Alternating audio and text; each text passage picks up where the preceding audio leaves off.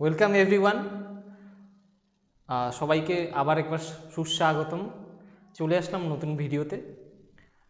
আজকে আমরা উচ্চ মাধ্যমিক পরীক্ষায় ভূগোল বিষয়ে 2015 সালের প্রিভিয়াস ইয়ার কোশ্চেন নিয়ে এবং তার সলভ নিয়ে চলে এসেছি। তো যারা তোমরা উচ্চ মাধ্যমিক পরীক্ষার্থীরা আছো, অবশ্যই ভিডিওটিকে স্কিপ না করে প্রথম থেকে শেষ অবধি দেখো, যেগুলো তোমাদের আগামী 2024 সালের পরীক্ষায় খুবই উপযোগী হতে চলেছে। কারণ PYQ থেকে অর্থাৎ প্রিভিয়াস ইয়ার কোশ্চেন থেকে কিন্তু তোমাদের কোশ্চেনের মধ্যে রিপিটেশন কিন্তু দেখা যায়। বিশেষ করে ভূগোল বিষয়ে তো MCQ পার্টে অনেক রিপিটেশন দেখা যাবে। সে কারণে তোমাদের কিন্তু বিগত বছরের কোশ্চেনগুলোকে সঠিকভাবে জানা দরকার আছে, কারণ একটু ঘুরিয়ে ফিরিয়েও দিতে পারে। তো বেশি দেরি না করে আমরা শুরু করি এবং দেখে নিই। তো চলো আমরা এক এক করে দেখে নিচ্ছি কি কি আছে। দেখো, আমাদের প্রথম প্রশ্ন আছে MCQ, অর্থনৈতিক উন্নয়নের একটি প্রধান সূচক হলো। অর্থনৈতিক উন্নয়নের একটি প্রধান সূচক হলো, এখানে অপশন সঠিক উত্তর হবে কি? A নম্বরে আছে সাক্ষরতার হার, B আছে মোট অভ্যন্তরীণ উৎপাদন, C প্রত্যাশিত আয়ুষ্কাল এবং D ক্রয় ক্ষমতার সমতা। এখানে সঠিক উত্তর হবে অপশন ডি, মোট অভ্যন্তরীণ উৎপাদন। ঠিক আছে? কেন হবে?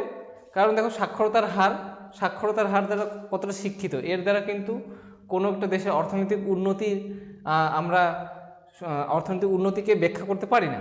প্রত্যাশিত আয়ুষ্কাল অর্থাৎ সেখানকার জনগণের জীবনযাত্রা কতদিন পর্যন্ত বেঁচে থাকে, প্রত্যাশিত আয়ুষ্কাল। তো কতদিন পর্যন্ত বেঁচে থাকবে কি থাকবে না তার উপর সেই দেশের কিন্তু অর্থনীতিকে নির্ভর করে না। অর্থনীতি নির্ভর করে সেই দেশের মোট উৎপাদন কতটা হচ্ছে, অর্থাৎ বিভিন্ন সেক্টর থেকে কত উৎপাদন হচ্ছে। সেই জন্য অপশনের সঠিক উত্তরটা হবে এখানে অপশন বি, যেটা মোট অভ্যন্তরীণ উৎপাদন আছে। ঠিক আছে, অপশন বি। ঠিক আছে, দেখতে পাচ্ছ সবাই। চলে যায় দ্বিতীয় প্রশ্নে, ভারতের একটি পরিকল্পিত অঞ্চলের উদাহরণ হলো। দেখো, এই প্রশ্নটা এসেছে তোমাদের লাস্ট অধ্যায়ে যে পরিকল্পনা এবং অর্থনৈতিক উন্নয়ন আছে ওই চ্যাপ্টার থেকে। এখান থেকে একটি পরিকল্পিত অঞ্চলের উদাহরণ হচ্ছে কি, যে দেখো আছে এ অপশনে আছে দামোদর উপত্যকা অঞ্চল, অপশন বি হলদিয়া শিল্পাঞ্চল, অপশন সি হুগলি শিল্পাঞ্চল, অপশন ডি ডিগবয় নাহার কাটিয়া অঞ্চল। এখানে সঠিক উত্তর হবে অপশন বি, হলদিয়া শিল্পাঞ্চল। আমাদের পশ্চিমবঙ্গের হলদিয়া শিল্পাঞ্চল হলো একটি পরিকল্পিত অঞ্চলের উদাহরণ। তৃতীয় প্রশ্ন কি আছে, হলদিয়া শিল্পকেন্দ্র যে দুটি নদী সংযোগস্থলে গড়ে উঠেছে। খুবই সহজ এই প্রশ্নটাও, কিন্তু সেই লাস্ট চ্যাপ্টার থেকে এসেছে। তো এখানে কি হবে উত্তরটা? সঠিক উত্তর হবে কি? অপশানে দেখা আছে, দেখো কি আছে, কংসাবতী ও হলদি নদী, অপশন বি কেলেঘাই ও হলদি নদী, অপশন সি রূপনারায়ণ ও হলদি নদী। এখানে সঠিক উত্তর হবে কি? এখানে সঠিক উত্তর হবে অপশন ডি, হুগলি ও হলদি নদীর সংযোগস্থলেই কিন্তু আমাদের হলদিয়া শিল্পকেন্দ্রটি গড়ে উঠেছে। ঠিক আছে, ক্লিয়ার? নেক্সট দেখো, নেক্সট আছে 4 নাম্বার প্রশ্ন, পানামা খাল যুক্ত করেছে। পানামা খাল তোমরা যোগাযোগ ও পরিবহন চ্যাপ্টারে এখানে পেয়ে গেছিলে তোমরা, যেখানে তৃতীয় স্তরের অর্থনৈতিক কার্যাবলী, তার মধ্যে এই চ্যাপ্টারটা তৃতীয় স্তরের অর্থনৈতিক কার্যাবলী চ্যাপ্টারে এই প্রশ্নটা রয়েছে। এবং পানামা খাল যুক্ত করেছে ভূমধ্যসাগর ও লোহিত সাগরকে, অপশন বি আছে আটলান্টিক মহাসাগর ও প্রশান্ত মহাসাগরকে, অপশন সি আটলান্টিক মহাসাগর ও ভারত মহাসাগরকে, অপশন ডি প্রশান্ত মহাসাগর ও ভারত মহাসাগরকে। এখানে সঠিক উত্তর হয়ে যাবে কি? দেখো কি হবে, আটলান্টিক মহাসাগর ও প্রশান্ত মহাসাগরকে। অপশন বি, পানামা যোজক কোথায় বা পানামা খাল কোথায় আছে? পানামা খাল অবস্থিত উত্তর আমেরিকা এবং দক্ষিণ আমেরিকা, যে একটা সরু একটা ভূখণ্ডের সঙ্গে যুক্ত আছে, সেই ভূখণ্ডটিকে কেটে কিন্তু পানামা খাল তৈরি করা আছে, যাতে করে কি হয়, দুই যে আমেরিকা আছে, আমেরিকা মহাদেশের পূর্ব উপকূল এবং পশ্চিম উপকূলের মধ্যে যোগাযোগ যেন দ্রুত হয় এবং খরচ এবং ব্যয় যেন কম হয়, সেজন্য কিন্তু পানামা খালকে খনন করা হয়েছিল। আর যে কারণে আটলান্টিক মহাসাগর আর প্রশান্ত মহাসাগর কিন্তু পানামা খালের দ্বারা কিন্তু যুক্ত হয়ে গেছে। ঠিক আছে, চলে যাই পরের প্রশ্ন। 5 নম্বর প্রশ্ন, ক্ষুদ্র ও বিচ্ছিন্ন গ্রামীণ জনবসতিকে বলে। ক্ষুদ্র ও বিচ্ছিন্ন গ্রামীণ জনবসতিকে কি বলে? একটা গ্রাম যেটা ক্ষুদ্র এবং বিচ্ছিন্ন, মূল গ্রাম বা মূল অঞ্চল থেকে বিচ্ছিন্ন, তাকে বলা হয় কিন্তু হ্যামলেট। দেখো অপশন কিন্তু অপশন বিতে আছে হ্যামলেট। আর বাকি মৌজা হলো ছোট গ্রামের একটা ছোট একক যাকে বলা হয় মৌজা।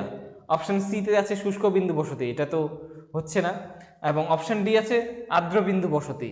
ঠিক আছে, তো এখানে অপশন বি সঠিক হবে, যে হ্যামলেট।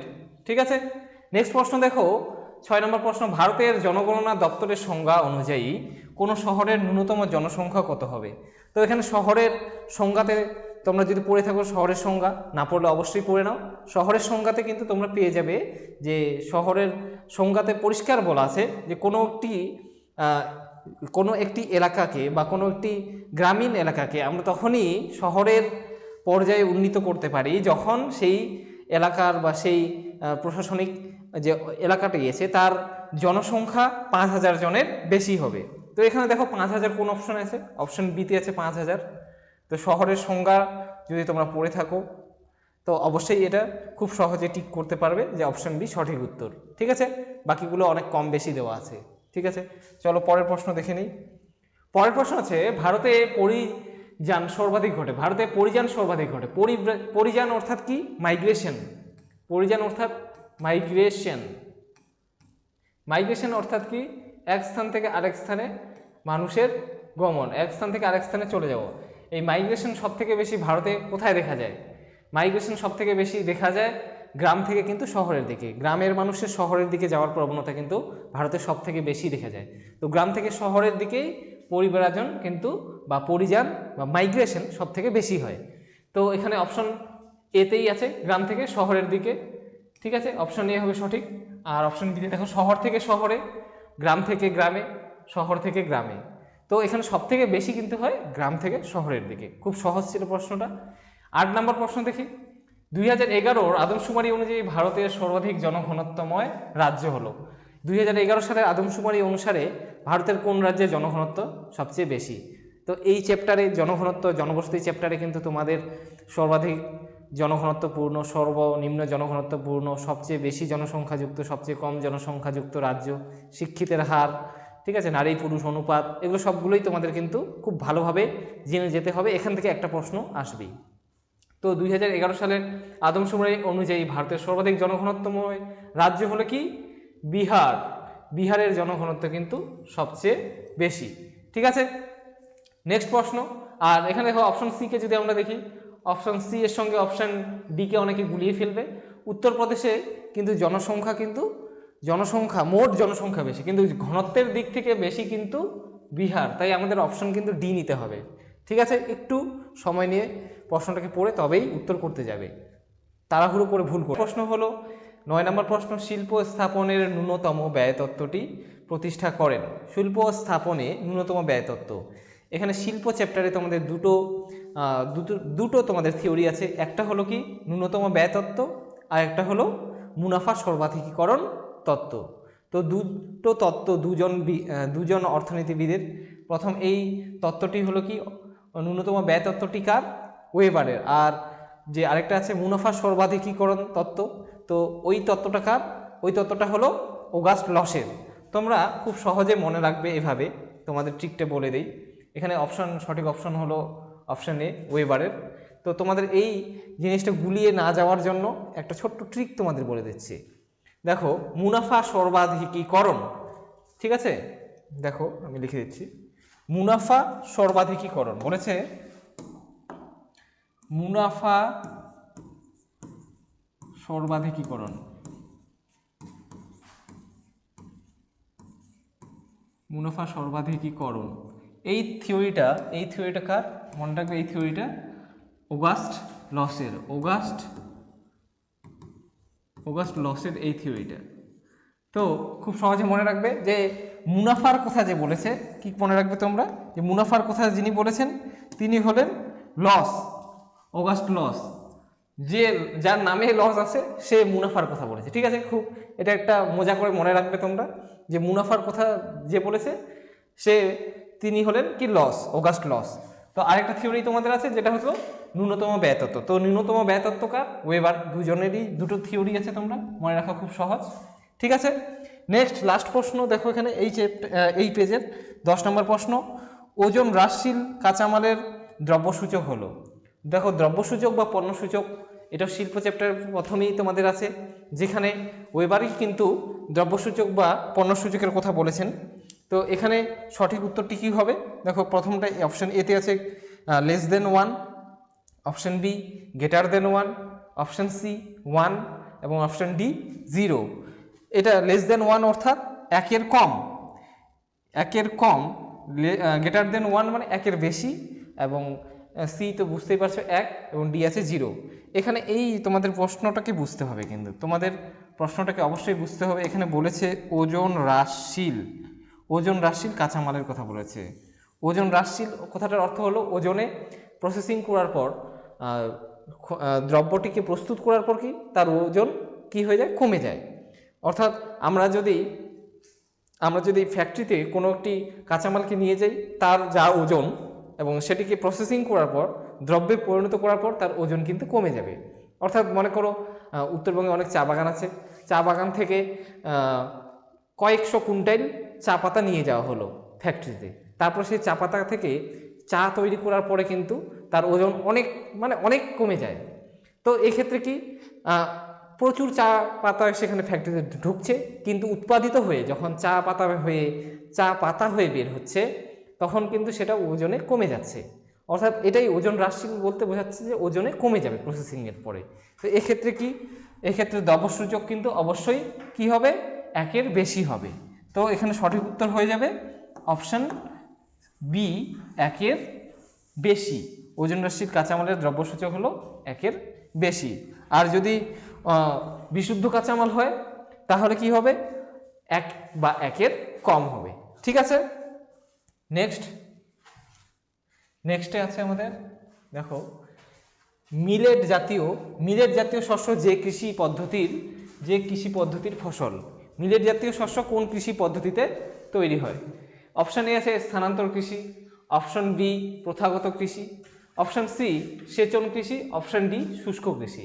তো মিলেট জাতীয় শস্যতে কি পড়ে? মিলেট জাতীয় শস্যতে পড়ে কি জোয়ার বাজরার আগে নিম্নমানের ফসল। মনে রাখবে মিলেট জাতীয় শস্যের জন্য চাষের জন্য জলের খুব কম পরিমাণ জলের প্রয়োজন হয়। তো এটা কোথায় হয়? মূলত মরুভূমি অধ্যুষিত অঞ্চলে, যেখানে বৃষ্টিপাত কম হয়, সেই সমস্ত এলাকাতেই কিন্তু মিলেট জাতীয় শস্যের চাষ করা হয়। তো এখানে খুব সহজেই আমরা উত্তরটা তাহলে করতে পারছি যে অপশন ডি, এটা হলো শুষ্ক কৃষির ফসল। ঠিক আছে, পরের প্রশ্ন 12 নম্বর প্রশ্ন, প্রাথমিক অর্থনৈতিক কাজের উদাহরণ হলো। প্রাথমিক অর্থনৈতিক কাজ তো তোমাদের আঞ্চলিক ভূগোলের প্রথম চ্যাপ্টার থেকেই আসছে, খুব সহজ একটা প্রশ্ন। প্রাথমিক অর্থনৈতিক কাজের সঙ্গে যুক্ত অপশন এতে দেওয়া আছে লৌহ ইস্পাত শিল্প, অপশন বি পশম সংগ্রহ, অপশন সি নরম কাঠের বাণিজ্য, অপশন ডি তথ্য প্রযুক্তি সংক্রান্ত গবেষণা। এখানে সঠিক উত্তর হবে কি অপশন বি পশম সংগ্রহ অর্থাৎ বিভিন্ন, যেমন ভেড়া হোক বা বিভিন্ন লোমওয়ালা প্রাণী যেগুলো আছে, তাদের শরীর থেকে পশম বের করে নিয়ে সেগুলো দিয়ে বিভিন্ন রকম গরম জামা কাপড় তৈরি করো। তো প্রাথমিক অর্থনৈতিক কাজের মধ্যে কি পড়ে? প্রাথমিক অর্থনৈতিক কাজের মধ্যে পড়ে যে যেই কাজগুলো থেকে মানুষের খাদ্য, বস্ত্র, বাসস্থান এই চাহিদাগুলো মূলত পূরণ হয়। আর বলতে পারো যে সভ্যতার অগ্রগতির সঙ্গে সঙ্গে মানুষ প্রথম যে অর্থনৈতিক কার্যাবলীটা বা অর্থনৈতিক কাজটা শিখেছে, সেই কাজটাই হলো কি যে প্রাথমিক অর্থনৈতিক কার্যাবলী। তো এখানে পশম সংগ্রহ করাটা কিন্তু প্রথম স্তরের অর্থনৈতিক কাজের মধ্যেই পড়ছে। অপশন এ লৌহ ইস্পাত শিল্প, এটা কিসের মধ্যে পড়ে? এটা দ্বিতীয় স্তরের মধ্যে পড়ে। নরম কাঠের বাণিজ্য, এটাও ব্যবসা বাণিজ্য, এটা তৃতীয় স্তরের মধ্যে পড়ে। আর তারপর হচ্ছে তথ্য প্রযুক্তি সংক্রান্ত গবেষণা। তো গবেষণামূলক কাজ হলে কিসের মধ্যে পড়ে? গবেষণামূলক কাজ হলে এটা কিন্তু পড়ে যাচ্ছে তোমাদের পঞ্চম স্তরে। ঠিক আছে, নেক্সট প্রশ্ন দেখো 13 নম্বর প্রশ্ন আছে ভারতের জীব বৈচিত্র্যের উষ্ণবিন্দু অর্থাৎ জীব বৈচিত্র্য বায়োডাইভার্সিটি হটস্পট বলে পরিগণিত হয় কোথায়? দেখো ভারতের 4টা কিন্তু জীব বৈচিত্র্য হটস্পট আছে, তোমাদের জেনে যেতে হবে। তো এখানে কি অপশন আছে আগে দেখে নিই। এখানে অপশন এতে আছে পশ্চিমঘাট পর্বতের ক্রান্তীয় বৃষ্টি অরণ্য, অপশন বিতে আছে গাঙ্গেয় সমভূমি, অপশন সি ছোটনাগপুর মালভূমি এবং অপশন ডি থর মরুভূমি। এখানে সঠিক উত্তর কি হবে? অপশন এ হবে পশ্চিমঘাট পর্বতের ক্রান্তীয় বৃষ্টি অরণ্য। তো জীব বৈচিত্র্য উষ্মা কেন্দ্র, জীব বৈচিত্র্য কথাটা অর্থাৎ যেখানে জীব প্রজাতির সংখ্যা বেশি, উষ্মা কেন্দ্র মানে আরও বেশি, সর্বাধিক, প্রচণ্ড হারে বেশি, সেখানে প্রচুর প্রচুর উদ্ভিদ এবং প্রচুর জীব প্রজাতি, প্রচুর প্রাণীর প্রজাতি প্রচুর পরিমাণে দেখা যাবে। সেই জায়গাগুলোকে বলা হয় কি বায়োডাইভার্সিটি হটস্পট বা জীববৈচিত্র্য উষ্মা কেন্দ্র। তো ভারতে এরকম 4টা জীববৈচিত্র্য উষ্মা কেন্দ্র হলো, 1 নম্বর পশ্চিমঘাট পর্বতের ক্রান্তীয় বৃষ্টি অরণ্য, নেক্সট 2 নম্বর হলো ইন্দো বার্মা অঞ্চল, 3 নম্বরে আছে আমাদের আন্দামান নিকোবর আইল্যান্ড বা এটাকে বলা হয় সুন্দাল্যান্ডও বলা হয়। আর 4 নম্বর আরেকটা কোথায় যে পূর্ব হিমালয় যে পার্বত্য অঞ্চল আছে, এই 4টা অঞ্চল হলো কি, এই 4টা অঞ্চল হলো ভারতের জীববৈচিত্র্য উষ্মাকেন্দ্র বা বায়োডাইভার্সিটি হটস্পট। তো এখানে একটাই নাম আমরা খুব সহজেই তাহলে বের করতে পারলাম যে পশ্চিমঘাট পর্বতের ক্রান্তীয় বৃষ্টি অরণ্য। নেক্সট প্রশ্ন 14 নম্বর প্রশ্ন দেখো, একটি প্রায় প্রাকৃতিক দুর্যোগের উদাহরণ হলো প্রায় প্রাকৃতিক দুর্যোগ। প্রায় প্রাকৃতিক দুর্যোগ কথাটার অর্থ হলো কি আধা প্রাকৃতিক দুর্যোগ। তো আধা প্রাকৃতিক দুর্যোগ কি, যেখানে মানুষ এবং প্রকৃতি দুজনেই কিছুটা পরিমাণে সেই দুর্যোগ ঘটানোর জন্য দায়ী থাকবে। ঠিক আছে, তো অপশনগুলোকে টেস্ট করি এবার। অপশন এতে আছে ঘূর্ণিঝড়।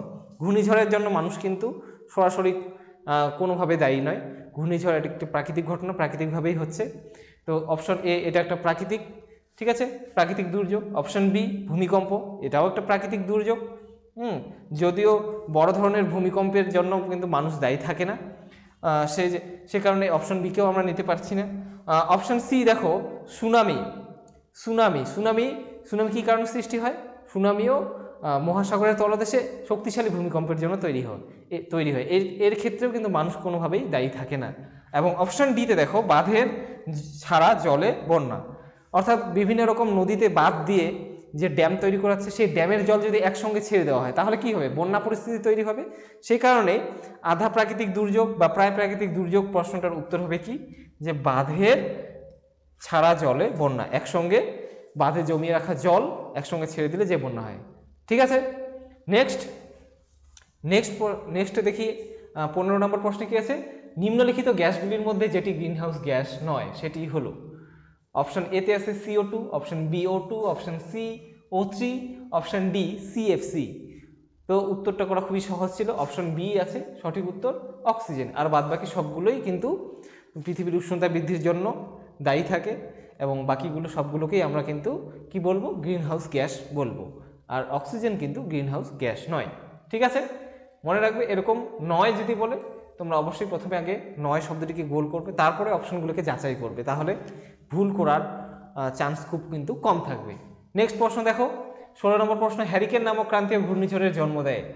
ক্রান্তীয় ঘূর্ণিঝড় দেখো এটা ভালো টপিক একটা, এখান থেকে প্রতি বছর একটা না একটা প্রশ্ন দেখাই যায়। ঠিক আছে, বা রিপিটেডলি এক বছর পর একটা করে প্রশ্ন এখান থেকে সেট হয়েই থাকে। সেই জন্য তোমাদের কিন্তু ক্রান্তীয় ঘূর্ণিঝড়ের অঞ্চল, কোথায় কোথায় ক্রান্তীয় ঘূর্ণিঝড় হয়, সেই ক্রান্তীয় ঘূর্ণিঝড়গুলো কোথায় কী নামে পরিচিত, এটা একটা লিস্ট, হ্যাঁ এটা একটা লিস্ট করে তোমরা কিন্তু অবশ্যই পড়ে নেবে। ঠিক আছে, তো এখানে কি অপশন আছে দেখো, চীন সাগর অপশন এ, বি আছে বঙ্গোপসাগর, সি আছে বিস্কে উপসাগর, এবং অপশন ডিতে আছে কি ক্যারিবিয়ান উপসাগর। তো এখানে সঠিক উত্তর হবে কি হ্যারিকেন নামক ঘূর্ণিঝড়টা হয় ক্যারিবিয়ান সাগরে। ঠিক আছে, আর এছাড়াও বাকি অপশনগুলোতে তোমরা অবশ্যই নামগুলো জেনে নেবে। যেমন অপশন এতে আছে চীন সাগরে কী নামে পরিচিত, চীন সাগরে টাইফুন নামে পরিচিত। ঠিক আছে, তারপরে বি বঙ্গোপসাগরে, অর্থাৎ আমাদের বঙ্গোপসাগরে কী নামে পরিচিত, সাইক্লোন বা ঘূর্ণিঝড় নামে পরিচিত। ঠিক আছে, আর বাদবাকি তোমরা আরও কতগুলো ইম্পর্টেন্ট, যেমন আমেরিকা যুক্তরাষ্ট্রে কী নামে পরিচিত, ঠিক আছে, এরকম বাদবাকি তোমরা লিস্টে কিন্তু খুব ভালো করে পড়ে নেবে। ঠিক আছে, তারপরে প্রশ্ন দেখো, পরের 17 নম্বর প্রশ্নে আছে কি, একটি আঞ্চলিক মৃত্তিকার উদাহরণ হলো। একটি আঞ্চলিক মৃত্তিকার উদাহরণ হলো, দেখো এখানে সঠিক উত্তর হবে কি, অপশন এতে আছে লিথোসল, অপশন বিতে আছে রেগোসল, অপশন সি পলিমৃত্তিকা, অপশন ডি পটজল। এখানে সঠিক উত্তর তোমাদের হয়ে যাবে পটজল মৃত্তিকা, এটা একটি আঞ্চলিক মৃত্তিকার উদাহরণ। ঠিক আছে, নেক্সট 18 নম্বর প্রশ্ন, মালভূমির খাড়া ঢালে যে জল নির্গম প্রণালী গড়ে ওঠে। মালভূমির খাড়া ঢালে যে জল নির্গম প্রণালী গড়ে ওঠে তাকে কি বলা হয়? কি ধরনের জল নির্গম প্রণালী গড়ে ওঠে? অপশন এতে আছে বৃক্ষরূপী জল নির্গম প্রণালী, অপশন বি অঙ্গুরীয় সদৃশ জল নির্গম প্রণালী, অপশন সি জাফরিরূপী জল নির্গম প্রণালী, এবং অপশন ডি সমান্তরাল জল নির্গম প্রণালী। তো মালভূমির খাড়া ঢালে, অর্থাৎ একদিকে খাড়া মালভূমি আছে আর একদিকে মালভূমির খাড়া ঢাল, তো ওই ঢাল থেকে নদীগুলো কিভাবে নেমে আসবে? নদীগুলো একটার পরে একটা সমান্তরালে কিন্তু নেমে আসবে। এরকম করে একটা মালভূমির প্রান্তভাগ থেকে নিচে যদি মূল নদী থাকে তাহলে মালভূমির প্রান্তভাগ থেকে নদীগুলো কিন্তু এভাবে নেমে আসবে। তাহলে কি ধরনের জল নির্গম প্রণালী গড়ে উঠবে? এটা প্রধান নদী, আর এখানে মালভূমির প্রান্তভাগ থেকে কিন্তু নদীগুলো এভাবে নেমে আসবে, কারণ ঢাল তো একটাই। তো এক্ষেত্রে কী ধরনের জল নির্গম প্রণালী গড়ে উঠবে? অবশ্যই কিন্তু সমান্তরাল জল নির্গম প্রণালী গড়ে উঠবে। ঠিক আছে, প্রশ্নে রয়েছে দেখো 19 নম্বর প্রশ্ন, যে পুরোদেশীয় বাঁধ উপকূলের সঙ্গে কোনো দ্বীপ বা একাধিক দ্বীপকে যুক্ত করে। যে পুরোদেশীয় বাঁধ উপকূলের সঙ্গে কোনো দ্বীপ বা একাধিক দ্বীপকে যুক্ত করে তাকে কি বলে? Option A fjord, option B tombolo, option C spit, option D hook. দেখো ফিয়র্ড অপশান একে যদি আমরা যাচাই করি তাহলে ফিয়র্ড একটা কি? ফিয়র্ড হলো উপকূল, তো ফিয়র্ড উপকূল বলেছে, আর এখানে আমাদের চেয়েছে বাঁধ, তো প্রথমেই এটা অপশানটা ভুল হয়ে গেল। অপশান বি বলেছে টম্বলো। ঠিক আছে, টম্বলো কি? টম্বলোই আমাদের সঠিক উত্তর হয়ে যাবে। টম্বলো হলো কি? যে দুটো দ্বীপ, যদি দুটো দ্বীপ থাকে পাশাপাশি, ঠিক আছে, দুটো দ্বীপ আছে, একটা দ্বীপ এই আর একটা দ্বীপ, বা একটা উপকূল আছে তার সামনে একটা দ্বীপ রয়েছে, সেই দুটোকে যখন কানেক্ট করবে কোনো একটা বাঁধ, তখন তাকে কি বলা হবে? তখন তাকে বলা হবে টম্বলো। ঠিক আছে, অপশান সিতে আবার কি দেওয়া আছে? অপশান সিতে দেখো দেওয়া আছে স্পিড। স্পিড কি? স্পিড হলো উপকূল থেকে, উপকূল আছে, উপকূল থেকে এরকম করে সমুদ্রের দিকে একটা উন্মুক্ত বাঁধ, যেটা উপকূলের সঙ্গে একদিকে কানেক্টেড থাকবে আর একটা দিক কি? সমুদ্রের দিকে উন্মুক্ত থাকবে, তখন তাকে কি বলা হবে? স্পিড। আর অপশান ডিতে দেখো কি আছে? হুক। এই স্পিড যখন একটা ঘুরে গিয়ে হুকের মতো আকার ধারণ করবে তখন তাকে কিন্তু বলা হবে কি? হুক। হুকও এক ধরনের আসলে কি? স্পিড। ঠিক আছে, তো চারটা অপশনকে আমরা দেখে নিলাম। এবার 20 নম্বর প্রশ্ন দেখো, চুনাপাথর ও বৃষ্টির জল দ্বারা সৃষ্ট কার্বনিক অ্যাসিডের রাসায়নিক বিক্রিয়াকে বলে। দেখো এই চুনাপাথর অঞ্চল, এটা তোমরা কার্স্ট অঞ্চলেও পড়েছো, কার্স্ট অঞ্চল থেকে প্রশ্নটা এসেছে। চুনাপাথরযুক্ত এলাকায় বৃষ্টির জল দ্বারা সৃষ্ট যে কার্বনিক অ্যাসিড, অর্থাৎ বৃষ্টির জল, বৃষ্টির জলের সঙ্গে যখন বৃষ্টি আকাশ থেকে নেমে আসে তখন বাতাসের কার্বন ডাই অক্সাইডের সঙ্গে যুক্ত হয়ে কিন্তু কার্বনিক অ্যাসিডে পরিণত হয়। তো এই কার্বনিক অ্যাসিডের সঙ্গে চুনাপাথরের রাসায়নিক বিক্রিয়া কী হবে? এ নাম্বার অপশন কি আছে? অঙ্গার যোজন। বি নাম্বার অপশন আছে আদ্য বিশ্লেষণ। সি নাম্বার অপশন আছে জল যোজন এবং ডি নাম্বার অপশন আছে জারণ। দেখো সঠিক উত্তর কি হবে? আমাদের সঠিক উত্তর হবে কিন্তু অপশন এ অঙ্গার যোজন। ঠিক আছে, বাদবাকি যে রাসায়নিক আবহ বিক্রিয়ার প্রক্রিয়াগুলো আছে এগুলো কিন্তু চুনাপাথর গঠিত অঞ্চলে হয় না। ঠিক আছে, নেক্সট প্রশ্ন দেখো কি আছে, 21 নম্বর প্রশ্ন এবং শেষ প্রশ্ন তোমাদের এমসিকিউ 2015 সালের লাস্ট প্রশ্ন। দেখো, কার্পাস বস্ত্রবয়ন শিল্প গড়ে তোলার উপযুক্ত স্থান। কার্পাস বস্ত্র শিল্প অর্থাৎ বিভিন্ন ধরনের ড্রেস তৈরির শিল্প, কার্পাস বস্ত্র শিল্প তোমরা জানো। অপশন এতে আছে কার্পাস উৎপাদক অঞ্চলের কাছে, অপশন বি আছে বাজারের কাছে, অপশন সি নদীর ধারে, অপশন ডি বিদ্যুৎ উৎপাদন কেন্দ্রের কাছে। কোথায় কার্পাস উৎপাদন বা কার্পাস বস্ত্রবয়ন শিল্প কেন্দ্র গড়ে উঠবে? তো কার্পাস বস্ত্রবয়ন শিল্প কেন্দ্র কিন্তু অবশ্যই বাজারের কাছেই গড়ে উঠবে, কারণ তাদের উদ্দেশ্য থাকবে দ্রুত জিনিসপত্র তৈরি করে, দ্রুত ড্রেস তৈরি করে দ্রুত বাজারে পৌঁছে দেওয়া, যাতে কাস্টমারের কাছে দ্রুত পৌঁছে গিয়ে দ্রুত অনেক বেশি মুনাফা করা যায়। ঠিক আছে, তো এখানে সঠিক উত্তর হবে তাহলে কি? যে অপশন বি বাজারের কাছে। বাজারের কাছেই কিন্তু কার্পাস বস্ত্র শিল্প গড়ে তোলার উপযুক্ত স্থান। আমাদের দেশেরও যে বড় বড় কার্পাস বস্ত্র শিল্প কেন্দ্রগুলো আছে সেগুলো কিন্তু বড় বড় বাজারকে, বড় বড় শহরকে কেন্দ্র করেই তার আশেপাশে গড়ে উঠেছে। ঠিক আছে, তো এখানেই আমরা 2015 সালের এমসিকিউ পার্টকে শেষ করে নিলাম। এসিকিউ পার্ট নিয়ে পরের ভিডিওতে আসছি এবং এভাবেই পরবর্তী অন্যান্য সালের যে প্রশ্নগুলো আছে সেগুলো কিন্তু আমি পরপর তোমাদের ভিডিওতে দিতে থাকবো। তো তোমরা অবশ্যই কিন্তু প্রথম থেকে শেষ অবধি দেখতে থাকো, কারণ বারবার বলছি এই বিগত সালের প্রশ্ন থেকেই কিন্তু তোমাদের এমসিকিউ আগামী 2024-এর উচ্চ মাধ্যমিক পরীক্ষায় কিন্তু আসতে চলেছে। তাই যারা এগুলো মন দিয়ে এখন দেখবে তোমরা অনেক প্রশ্ন কিন্তু এখান থেকেই কমপ্লিট করতে পারবে। ঠিক আছে, তো সবাই খুব ভালো থাকবে, দেখা হচ্ছে পরে ভিডিওতে। তো তোমরা অবশ্যই চ্যানেলটিকে লাইক, ফলো এবং সাবস্ক্রাইব করতে থাকো। তো থ্যাংক ইউ এভরিওয়ান।